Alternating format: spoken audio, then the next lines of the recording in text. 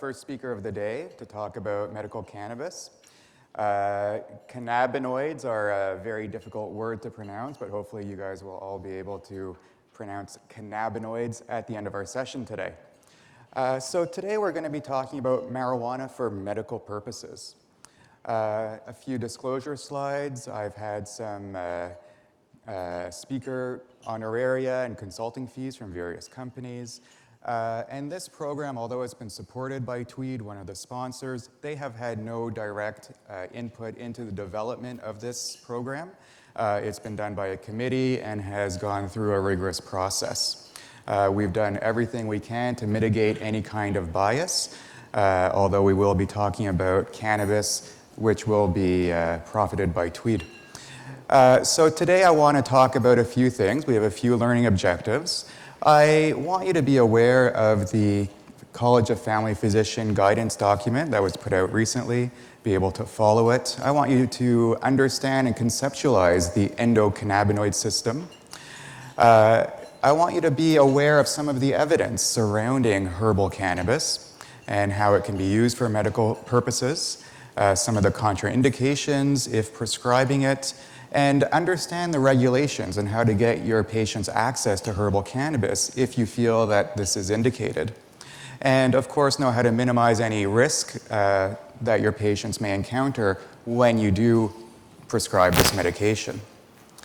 So first of all, I want to talk about the endocannabinoid system. And before we talk about the endocannabinoid system, I think it's important that we are all able to define what is a cannabinoid. So a cannabinoid is a molecule, and it refers to a group of molecules. What these molecules have in common is that they can all bind to cannabinoid receptors of the endocannabinoid system. There are different types of cannabinoid molecules. There are cannabinoid molecules that we produce in our body naturally. They're called endocannabinoids. There are other cannabinoids that are found in various plants, but in highest quantity and density in the cannabis plant. There are over 70 different cannabinoid molecules found in the cannabis plant, and we'll talk about a few of these later on. Those are called phytocannabinoids when they're found in plants. And then there's also cannabinoids that can be synthesized. There are medications that we prescribe, such as nabilone, that is a synthetic cannabinoid. There's also other cannabinoids that are synthetic that are used for research purposes. Also as a street drug, there's street drugs out there called Spice and K2 that are synthetic cannabinoids. So what is the endocannabinoid system and what does it do? So the endocannabinoid system is an ancient and ubiquitous signaling system. It exists in all vertebrates on the planet. And it's actually implicated in many different physiologic and pathophysiologic states. In particular, we can note that it has a role to play in metabolism and energy, cardiovascular function and digestion, the sensation of pain, psychiatric disease, and the wake and sleep cycle. So let's just look a little bit closer at the endocannabinoid system and what it does or how it functions. So the endocannabinoid system, there's basically two main parts. It's a retrograde signaling system. The endocannabinoids are actually produced in the postsynaptic terminal. Once they are created in the postsynaptic terminal, they will diffuse through the lipid membrane, and then they will bind to cannabinoid receptors that are found on the presynaptic terminal. These cannabinoid receptors are G-protein coupled receptors, and what they do when they're activated is that they set off a signaling cascade. The signaling cascade will end up in basically putting a stop to the release of neurotransmitters. So you could see that the endocannabinoid system, through a retrograde signaling system, turns down the volume or puts a stop to signal transmission at the cellular level. So we have a little audience interaction question to wake everyone up here. get out your clickers, please. So the endocannabinoid system is 1, found in virtually every organ in the body. 2, limited to the central and peripheral nervous system. 3, clearly defined in its function. And 4, affected by endocannabinoids found in inhaled marijuana. And 5, well represented in the brainstem. So what is your correct answer?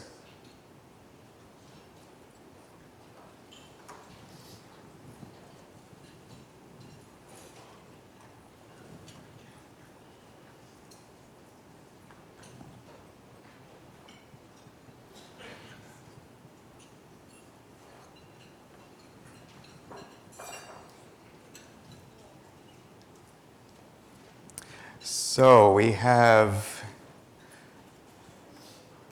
51% who say found in virtually every organ in the body, which is actually the correct answer. Number 2, it's not just limited to the central and peripheral nervous system. It is still not clearly defined in its function because it has such a broad range of functions that there's still a lot of investigations being done. And there are no endocannabinoids found in inhaled cannabis. There are phytocannabinoids. And number 5 is a very important reason as to why it's wrong. The number of cannabinoid receptors in the brainstem are actually very few. Why is that important? Well, we know that there are a lot of opioid receptors in the brainstem. Too many narcotics will cause an overdose. Too much stimulation of those opioid receptors and cause respiratory depression.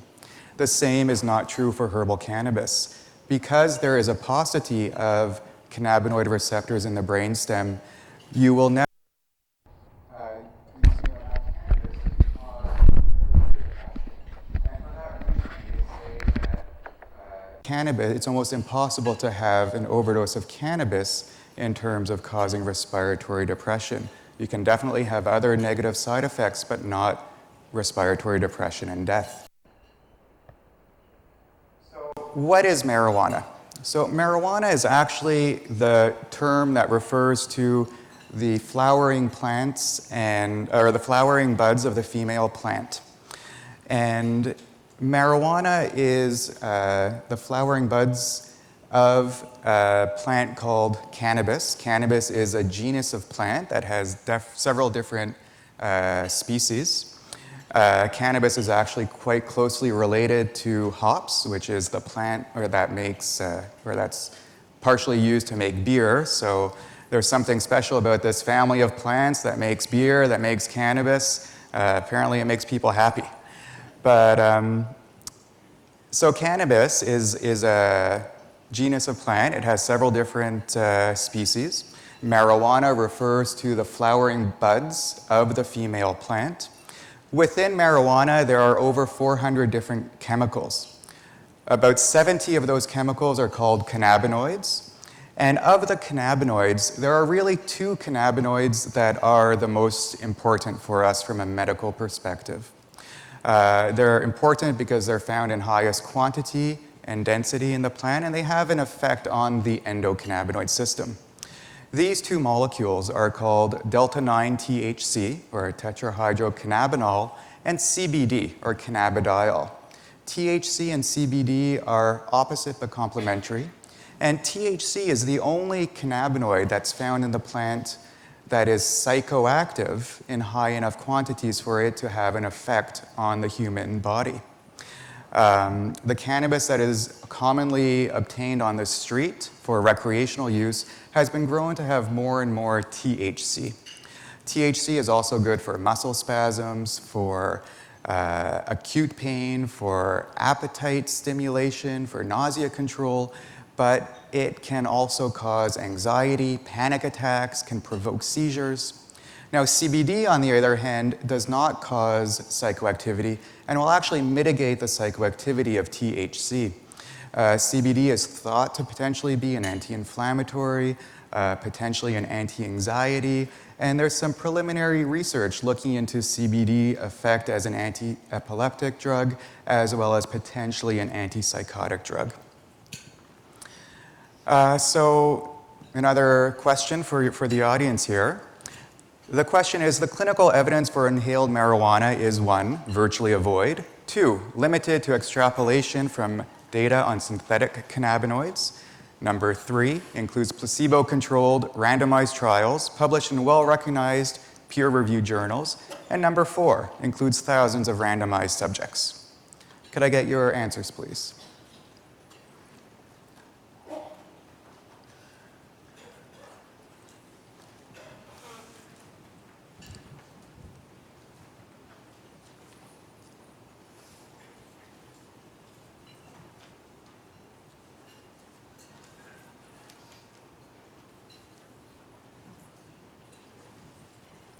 So it looks like the majority of you feel that number 3 is the right answer, which is true. People say there is absolutely no evidence for the use of herbal cannabis, but a lot of the evidence that we have is coming from placebo-controlled randomized trials in well-recognized journals, and we're going to go through a few of those today. So most of the evidence that we have for herbal cannabis in terms of trials refers to these various pathologic conditions, and we're going to run through a few of them. Now, the College of Family Physicians of Canada has recently put out a guidance document concerning the authorization of dried cannabis for pain and anxiety, and they state that there's virtually no evidence for herbal cannabis, but I just wanted to run through a few well-recognized journals that might counteract this a little bit. So the first one I want to review is an article by Dr. Mark Ware from McGill that appeared in our very own CMAJ. It has to do with smoked cannabis for chronic neuropathic pain.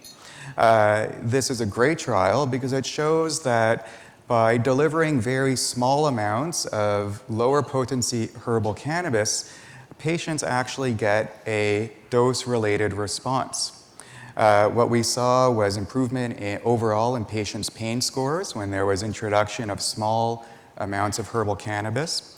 But also interesting was that their secondary outcomes were looking at improvement in sleep quality as well as improvement in anxiety. And we know that patients who have chronic pain often have many comorbid illnesses such as depression, anxiety, insomnia, lack of appetite, all things that herbal cannabis may potentially help with in terms of wanted side effects from that drug. Another great study appeared in the Journal of Pain. This looked at cannabis non-naive patients. And again, what we saw was with low doses of herbal cannabis that there was significant improvement, statistically significant improvement in patients' pain scores. This is a great study that appears in the Clinical Pharmacology and Therapeutics. It's talking about the interaction between cannabinoids and opioids. This is very important from a clinical perspective. And what this study did was they brought together, or they didn't bring together, but they brought patients into a hospital who were on long-acting opioids. They had them inhale herbal cannabis, and what they saw was actually a statistically significant reduction in their pain scores of approximately 30%. Now, of course, we have to remember that all of these studies that I showed you are limited by their small sample sizes, short duration. They're not all randomized, but this gives you an initial understanding that this might be a powerful drug.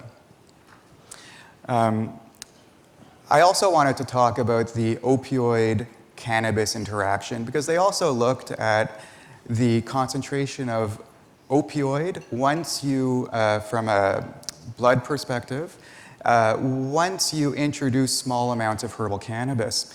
And although we saw that there was a 30% improvement in pain scores, we did not see a 30% increase in opioids in the body, which means that they were able to get a greater amount of analgesia by introducing a small amount of opioids, cannabis. And this is something that I see time and time again in my practice. Patients come in on very, very high doses of morphine equivalent. Often they're cannabinoid naive, and I'll introduce a very small amount of herbal cannabis or synthetic cannabinoid. And what I find is a great reduction in their pain scores and an ability to actually decrease their opioid use. And we know that patients on high doses of opioids have lots of side effects. And it allows them to decrease their opioids, thereby decreasing the constipation, the lethargy that comes along with chronic opioid usage of high doses. So it's a great tool that you can actually use in order to decrease your patient's opioid consumption.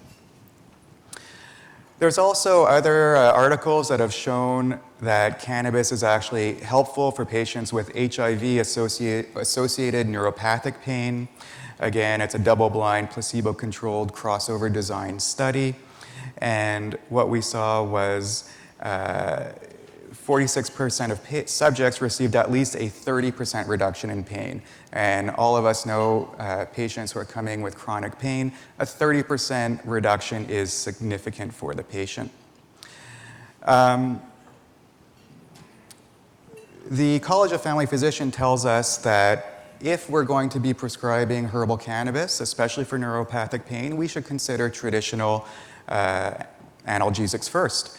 Now, I wanted to draw your attention to the 2014 Canadian Pain Society guidelines on management of chronic neuropathic pain.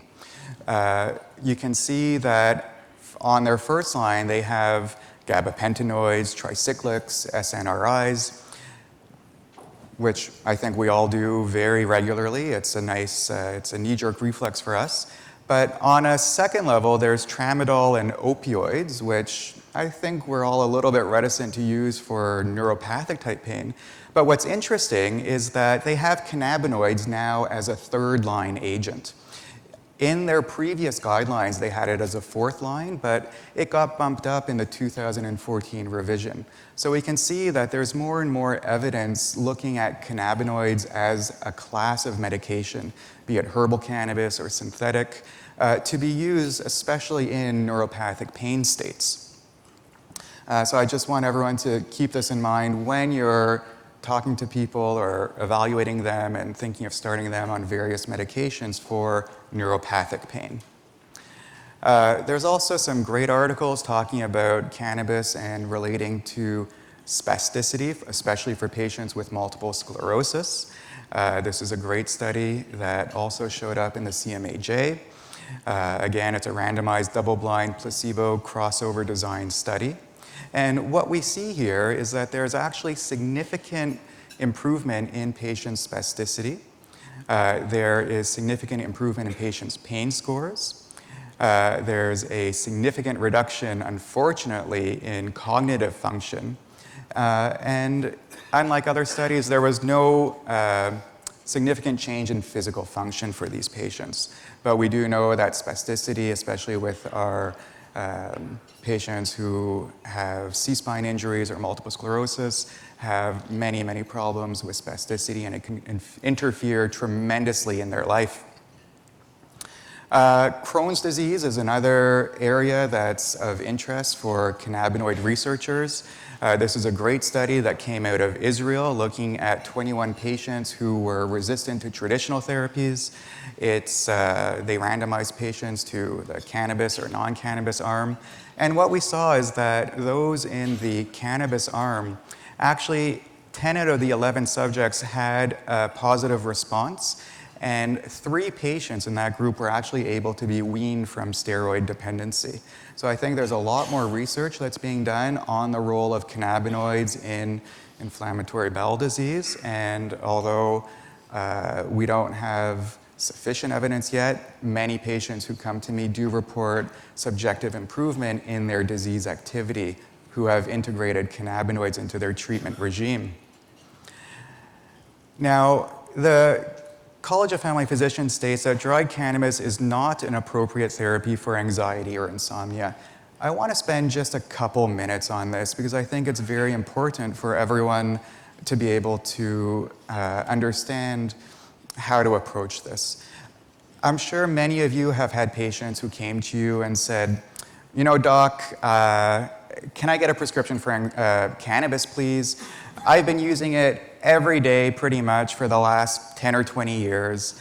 You know, I have a really high stress job, and I get home at the end of the day, and you know, I smoke a joint and I just feel better. I can relax, I can hang out with my kids, I can interact with my wife, I have a nice dinner, and then I'm gonna have another joint before bedtime.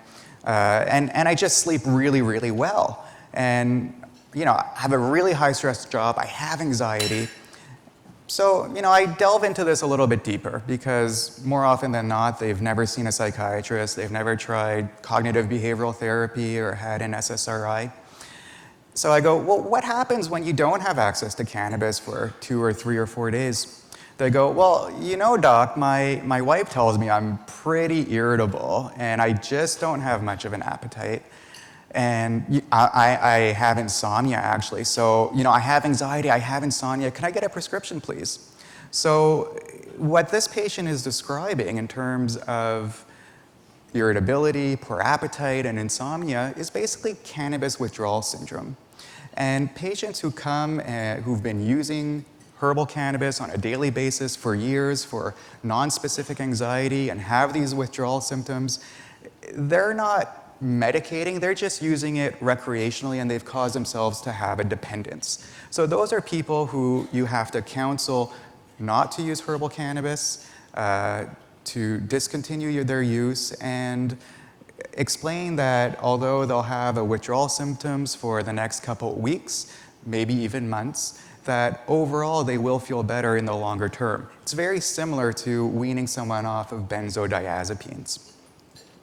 Now, it's not to say that there are no times when herbal cannabis might be helpful for anxiety states. There's some growing evidence looking at the use of herbal cannabis for PTSD, as well as using it on occasion to abort a panic attack or some other condition. So, you know, when evaluating patients, it's not one size fits all. Just because cannabis isn't for non-specific generalized anxiety doesn't mean that for the right patient at the right time, herbal cannabis may be helpful. So this is just a quick summary of evidence. Red in no evidence, yellow developing, and green some good evidence. And we can see that the tide is starting to shift, that there is some evidence that's coming up for various conditions for using herbal dried cannabis. The College of Family Physicians also gives us recommendations as to who cannabis is not appropriate for. It gives us a number of states, both absolute and relative. And one of the reasons why we have these contraindications to the use of herbal cannabis is because of the side effects that herbal cannabis causes. Herbal cannabis, as I mentioned, does have an effect on the cardiovascular system. THC in particular causes peripheral vasodilation, concomitant tachycardia, and puts you at increased risk of MIs and strokes immediately after using cannabis. So patients who have unstable heart disease, probably not a good idea. They might want to get cleared by their cardiologist before starting cannabinoid therapy. Other side effects include respiratory side effects. If you smoke, obviously, we don't like that. Can cause COPD, might cause psychiatric side effects. Obviously, there's neurocognitive effects in terms of short-term confusion and potentially long-term memory loss, or short-term memory loss over the long term with heavier use. And the jury is still out in terms of how herbal cannabis relates to carcinogenesis. Cannabis in youth, we often say that cannabis should not be prescribed to patients under the age of 25. The brain continues to develop up until the age of 25, and that means that herbal cannabis may interfere with the developing brain, and we don't know what the consequences of that. So overall, we try to delay patients' usage of herbal cannabis as late as possible, and also limiting those in youth who are at risk of schizophrenia. Cannabis does not cause schizophrenia, but it can definitely uncover or unmask it at an earlier age in those younger patients who are at risk. We also get some guidance from the College of Family Physicians about how to reduce potential harm. Specifically, they do talk about driving, and we know that the ability to perform any kind of activity that takes reflex time and concentration is impaired immediately after, but also for a longer time on a more subtle level. And that also brings up the idea about patients who are in safety-sensitive positions. It really does deserve a longer conversation with those patients. And when we're talking about driving, we're not only talking about driving a motor vehicle, but we're talking about driving bicycles. Tell your patients not to drive their bicycle because they're also at increased risk of accidents. So this, again, is a list of who not to prescribe to. But again, each patient you have to look at and look at the risks and benefits like you would with any medication. Again, the College of Family Physicians is talking to us about harm reduction strategies.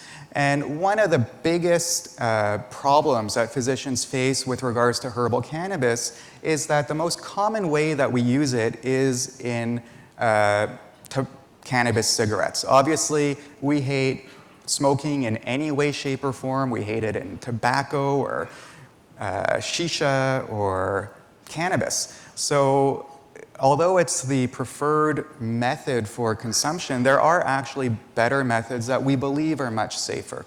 One of these methods is through a use of a machine called a vaporizer. A vaporizer is a machine that allows you to inhale herbal cannabis without getting the toxic effects of inhaled smoke. It's a machine that I'm going to give you the analogy to steaming vegetables. What it does is that it heats up the cannabis. It heats it up to a point where it doesn't burn before it reaches a point of combustion. But it heats it up high enough so that the water inside of herbal cannabis, and herbal cannabis being a plant is mostly made up of water anyways. So it heats it up to a point where the water inside of the plant actually gets steamed off or turned into a vapor, hence the term vaporizer. So what you're doing is you're inhaling the steam along with the active ingredients, the THC and the CBD, which actually have to be heated anyways in order to become active. So although we don't know 100% if it's 100% safe, we do believe that it is a lot safer than using cannabis cigarettes or bongs or joints or pipes because it doesn't combust. Now, if you want some more information about this, you can speak to the Tweed reps who are out there during our break. They have some examples of both portable and tabletop vaporizers. It's interesting just to see so you can at least counsel your patients on what they should or how they should consume it. Another popular way of using herbal cannabis is in baked goods, but because the amount that you can put into a baked good is unreliable, you don't know how much you're actually going to absorb, it's very difficult to titrate, you can't just take, and the latency to time of onset is significantly increased with baked goods. It's not a good idea for the naive or novice user.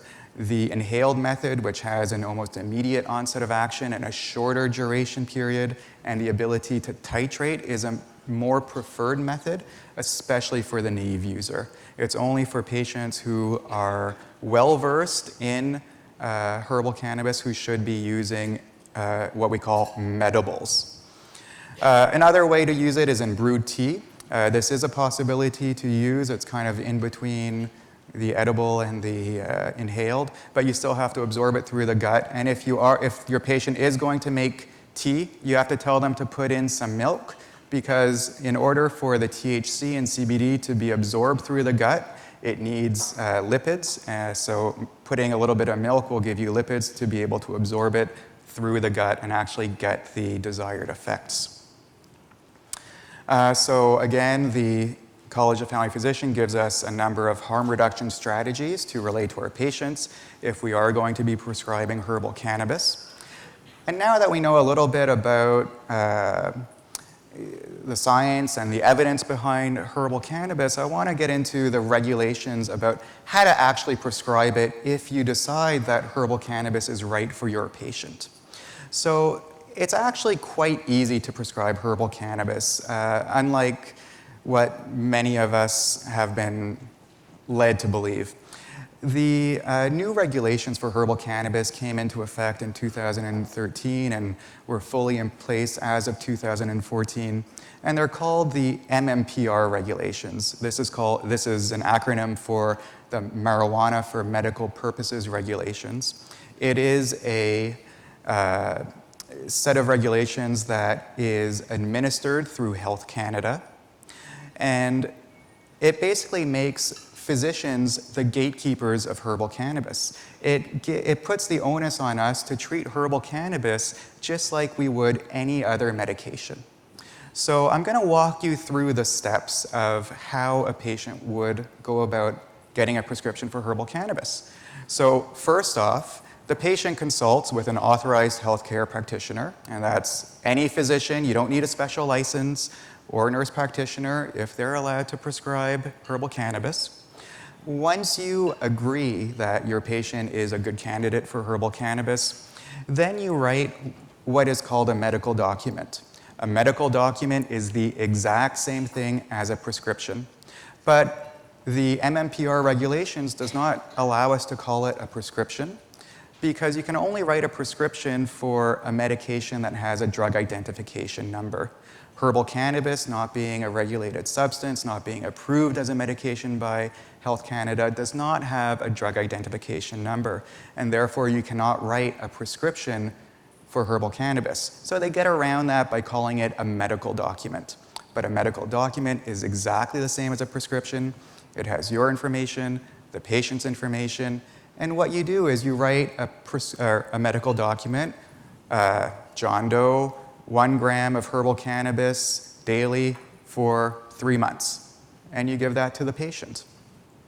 Now, once they have their medical document or prescription, what do they do with it? And how do they get their herbal cannabis? So when these regulations were being set up, pharmacists refused to be the ones to dispense herbal cannabis.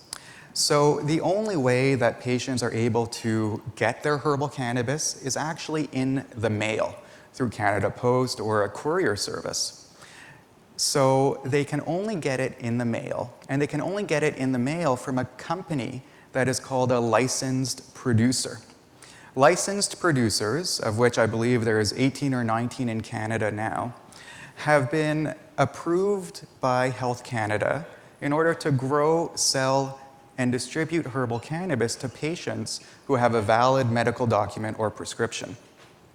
They are extremely heavily regulated companies that are supervised and overseen by Health Canada, and every time that these companies grow a batch of cannabis and before they sell it, they have to test it. They have to test it for any kind of impurity, such as mold, bacteria, pesticides, heavy metals, which is important for, especially for your patients who are immunocompromised. And they also have to test it for the concentration in percentage of THC and CBD so that your patient knows what they're getting. And if there is a strain of cannabis that seems to work for them, then they can actually buy that same strain of cannabis over and over again. Many patients tell me that when they get it on the street, one time it works and the next time it doesn't, probably because it has different ratios of THC to CBD. So a patient actually has to send in their medical document and registration package to the licensed producer of their choice. And then once they have been registered with the company, then the licensed producer will be able to start shipping the herbal cannabis to the patient. They can only ship herbal cannabis 30 times their daily allotment or 150 grams, whichever is less. So that is a brief summary of the marijuana for medical purposes regulations and how to get your patients access to herbal cannabis if you feel that they are in need of it. This is an example of a medical document, very similar to a prescription. The only thing that's different, it's not metoprolol, but you write grams of herbal cannabis per day. Now, the question is always about, well, how much cannabis do I give my patient? What's the right amount? So we don't know. And I'll tell you that most of my prescriptions are 1 gram a day or under. I find that patients who use cannabis medically usually need a lower dose. Those who come in and I find are using it more recreationally often use a higher dose. We know that the analgesic and other therapeutic effects of herbal cannabis can be obtained at very low doses, and we know that from those studies that we have showed you earlier. And the low dose might cause the analgesia, but it doesn't necessarily cause the euphoria. So low dose, low potency is often how we like to start. We also recommend that the physician, when writing your medical document, you actually put the recommended percentage of THC on the document. A regular or a typical prescription for a naive user might be half a gram a day for 3 months, THC under 9%. Now, I mentioned that pain relief may be achieved by lower drug levels than euphoria. That was the medical user versus the recreational user. You can develop a tolerance to it, so just like you can to opioids, so experienced users might require more. You always start at a low dose, and if you're talking to a patient about herbal cannabis and they say, well, I use 2 joints a day, usually 1 cannabis cigarette is about 0.5 of a gram, so that gives you about 1 gram a day, 2 joints. If patients are using it orally, you usually have to multiply that amount by 2.5 as there's a first pass effect. In terms of establishing a maintenance dose, you start low and go slow. A typical naive user you might prescribe 0.5 grams a day of 7% THC and tell them try 1 puff 3 times a day. And it really is a matter of trial and error when patients are starting to use herbal cannabis. There is no one size fits all because there are actually hundreds of different strains and different ratios of THC to CBD.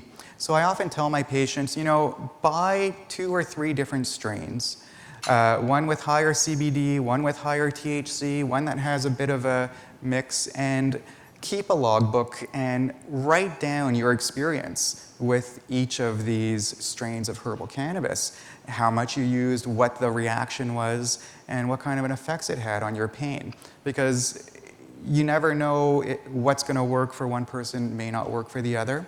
And patients might need a few different strains of herbal cannabis throughout the day. They might need something higher in CBD in the morning that is not causing euphoria, something a bit higher in THC in the afternoon or evening to promote appetite, and maybe even something higher in THC at night to help them with their acute pain that they've sustained throughout the day and to help them get to sleep. As I mentioned, I only usually prescribe about 1 gram a day, and anyone coming in asking for 3 grams a day should really be a red flag for you. Obviously, the CPSO has also come out with recommendations regarding the prescription of herbal cannabis, so you should be familiar with that. And you should also figure out ways in order to help minimize the misuse or abuse of herbal cannabis. Now, the idea of cannabis addiction, is a bit over-exaggerated. There's a great study that was done back in the 90s looking at dependency of patients on cannabis as opposed to other drugs, and we can see that it's much higher for tobacco, alcohol, anxiolytics, cocaine, heroin. And it's about 9% of people who try herbal cannabis who will become dependent on it. And usually the results of cannabis dependence or addiction is not the same as those for patients who are using cocaine or heroin. We also don't talk about cannabis addiction much anymore. We talk more about cannabis use disorder, which is a way of describing patients whose use of herbal cannabis affects their daily life and they might be using it inappropriately. And it's characterized by all of these symptoms that you see surrounding the central figure here. The other thing is, when prescribing herbal cannabis, you should also make sure you do an addiction risk assessment. And the College of Family Physicians does give us a tool called the CAGE aid, which is similar to the CAGE that you're familiar with for alcohol. Diversion is actually, especially in the city, is not too big of a concern.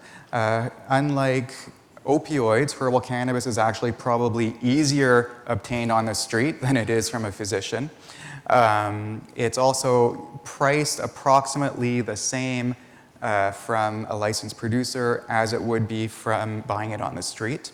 However, some people still want to get it legally or from a licensed producer with a medical document in order to avoid risk of criminality and because they know what they're getting. So I do recommend doing a urine drug screen if you're going to be prescribing herbal cannabis, both to ensure that herbal cannabis is in their system if you prescribe it, and to ensure that other drugs are not in their system, as this will raise some questions and deserves a conversation with your patient. So they tell us a little bit, the College of Family Physicians tells us a little bit about the assessment, monitoring, and discontinuation of herbal cannabis. It's always important whenever prescribing any kind of drug for pain or for anything else that you have very specific outcomes or goals. It's not sufficient just to say, Doc, I want to improve my pain, if improving their pain is not going to allow them to improve their life or improve their functionality.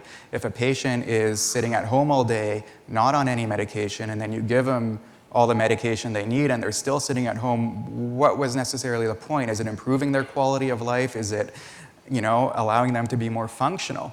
Not necessarily. So I always encourage patients to have functional goals, whether it be walking to the mailbox 3 times a week, going back to work, whatever it is, you have to have a goal set with your patient and revisit those, the ability to attain those goals at every visit. Extremely important, and if they're not obtaining those goals, you have to discontinue the medication, something that we are all very bad at in terms of deprescribing. So again, it's important to do a validated pain assessment, use a validated tool, such as this one. And also, just like when you're prescribing opioids, it's important to do a treatment agreement. So instead of an opioid agreement, you can do a medical marijuana treatment agreement. The College of Family Physicians also gives us an example of one of those.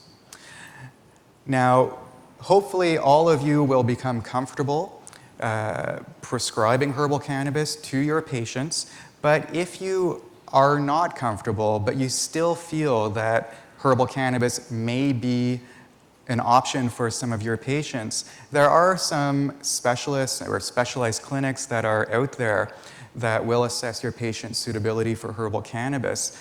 But it's important for you to ensure that you have some kind of a relationship with that clinic, that they'll do a proper assessment and they won't just churn out the patients and not provide the standard of care. So just like any other specialist, it is important to know who you are referring to.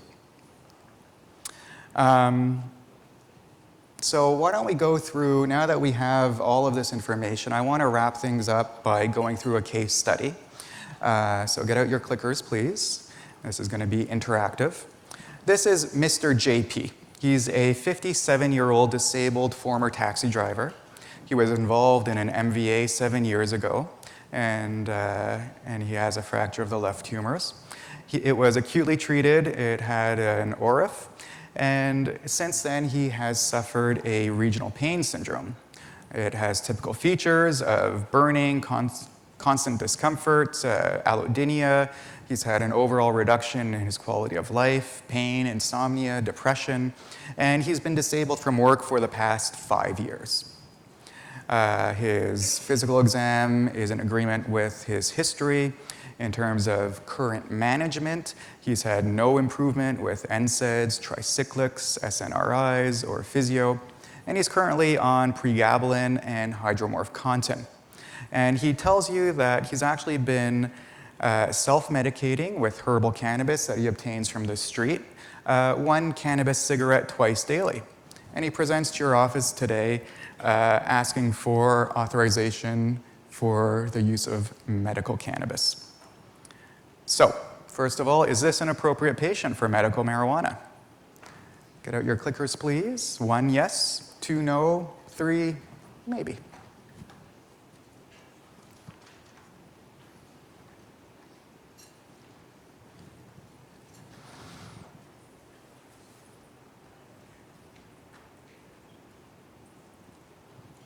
So 1, I think the majority, 64% said yes, 9% said no, and 28% said maybe. So those who said yes, I'm sorry to say the answer was actually maybe. And the reason why it's maybe is because we still need some more information before we say, absolutely, you're a great candidate, here's a prescription, see you next year.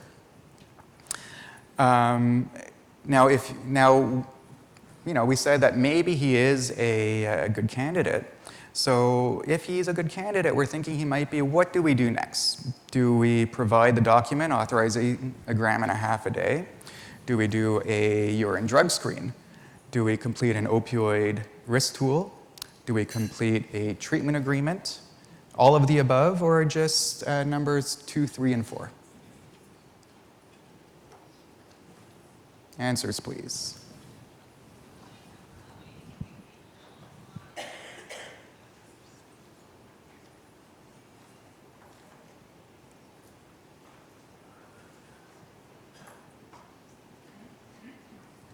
So most of you caught on and said number 6, which is absolutely true. We're not going to provide him a document right away because we still have a bit more information that we have to gather. We have to do the urine drug screen, complete the opioid risk tool, the treatment agreement, and this patient has had chronic pain for 5 years. There's no rush to give him a prescription today. We can do our due diligence, and it is a serious medication just like anything else, so let's do our due diligence before rushing into prescribing. So if we do the urine drug screen, which of the following drug screen results would stop you from providing a medical document? If it was negative for everything, if it was positive for cannabis and opiates, if it was positive for cannabis, opiates, and cocaine, all of the above, or just numbers 1 and 3? Answers, please.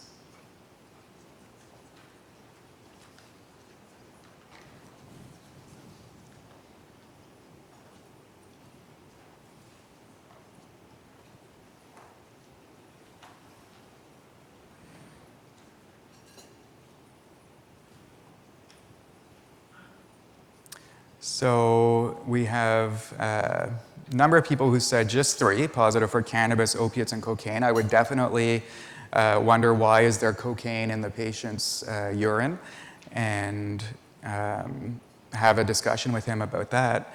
And a lot of you said number 5, 1 and 3. So if it was negative for all drugs, well, he's on opiates and he says he's using cannabis, so why is it negative?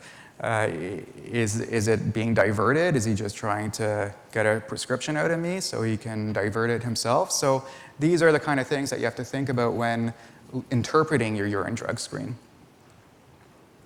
And if you elect to prescribe a cannabinoid for this patient, what factors would influence your choice of an oral, sublingual, versus inhaled herbal cannabis? Is it the patient preference? Is it on the insistence of smoked versus vaporized use of inhaled cannabis? Previous use of inhaled cannabis, previous experience? or all of the above?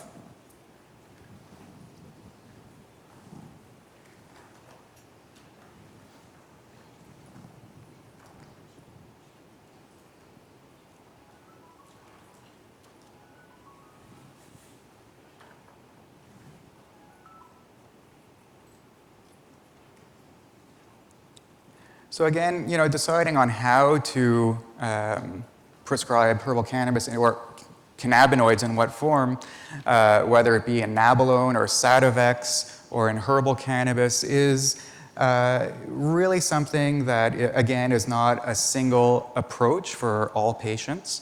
You have to take into account their preference, their previous experience, what their medical needs are. And myself, I usually try Nabalone before I try herbal cannabis, but I often will use them in conjunction, in combination, and in some patients, herbal cannabis might be the best solution as well. So now that we have a bit of a understanding of herbal cannabis, the regulations, just a few key points. The endocannabinoid system is a unique system that is rife for therapeutic potential and is ubiquitous in humans. We have no evidence, but we do have some evidence that supports the use of herbal cannabis in various pathologic states. When prescribing herbal cannabis, make sure that you're aware of both the CPSO as well as the College of Family Physician guidelines so that you can properly counsel your patients. And, we have been granted an opportunity as physicians to be the ones who have a new therapeutic modality, a new therapeutic class that we can have as a tool in our physician toolkit to help patients. And we have basically become the gatekeepers of medical cannabis for patients across the country. So I implore each and every one of you to get a little bit more education about the potential uses and harms of herbal cannabis and start exploring and start thinking about whether herbal cannabis is potentially a therapeutic option for some of the patients in your practice who have not attained measurable improvement on the medications that you have already been prescribing them.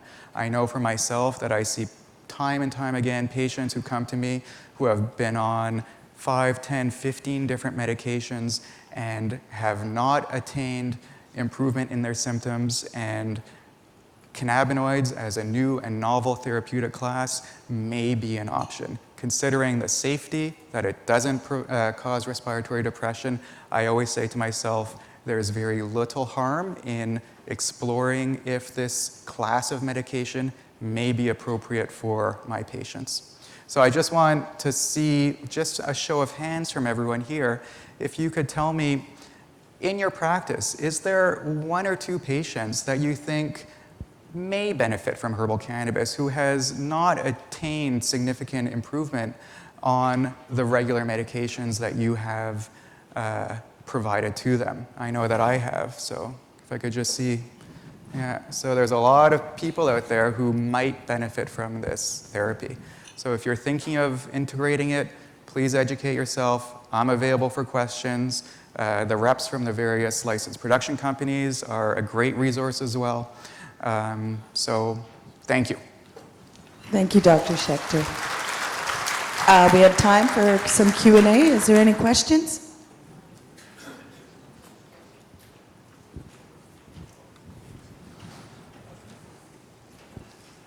For both cannabinoids and opiates, once it's ingested, how long will they have a positive urine drug screen for? So the question was, how long will they have a positive urine drug screen? If you take Nabalone, it actually won't be positive for THC since it is a synthetic cannabinoid and it doesn't show up in the urine.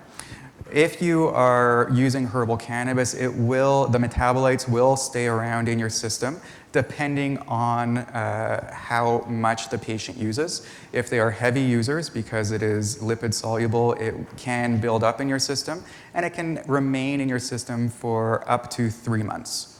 if they are heavy chronic users. If they use it once in a while, it could be 24 to 48 hours.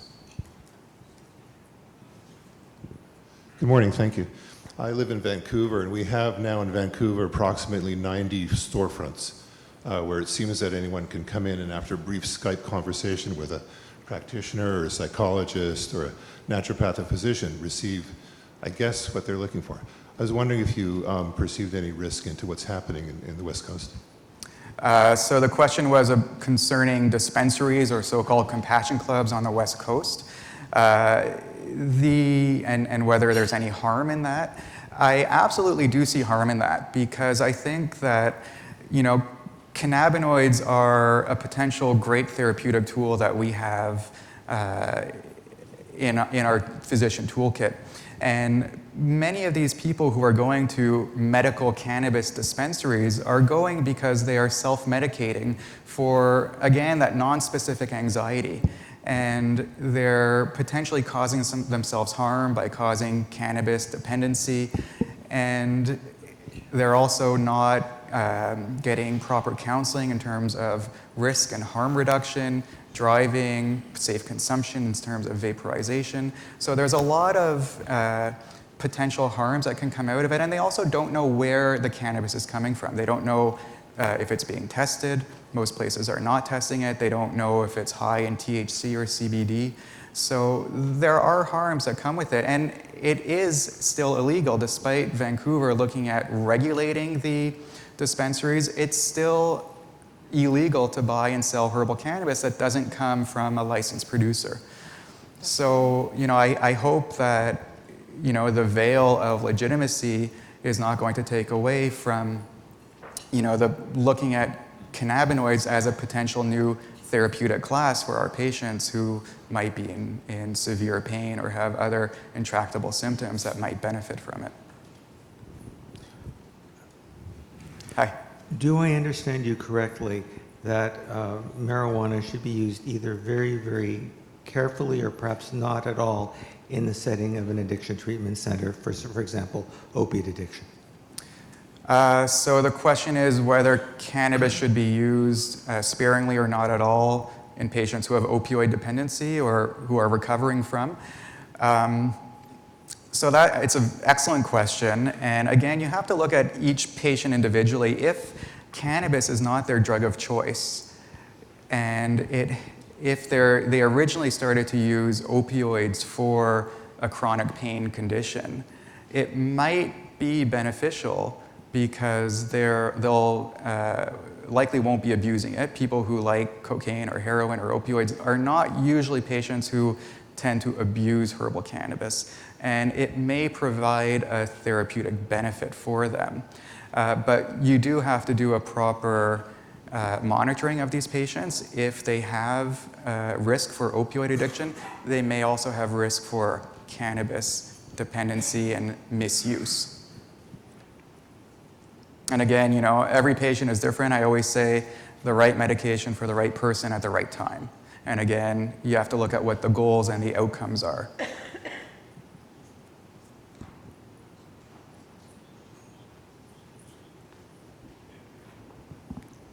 It's short, sorry. Good morning. Thank you for your presentation. I'm working in a practice right now in Durham with quite a significant pain population. Over the last week, I've had a lot of people ask me for medical marijuana prescriptions. Yesterday, too, people came to me with that. I'm personally not comfortable prescribing medical marijuana. So first question number one, where would you recommend I refer them? I have sent to, I think, the Canadian Society of Cannabis or something like that. And number two, could you please walk us through what actually happens during those consultations? Do they all end up getting cannabis, or is it okay to just send them for a second opinion? Absolutely. So the question as to where to send patients, I run a cannabinoid clinic. I see patients only on referral because I do believe that it's important not to silo these patients' care. I would hate it as a family physician if my patient went to another doctor to get a prescription for opioids and they came to me. Same thing with cannabis if they went somewhere else and didn't tell their treating physician. So as long as you get a referral back, a consultation note back from wherever you send your patient to, I think that that is a good indication of a quality clinic, so that you're involved in the patient's care.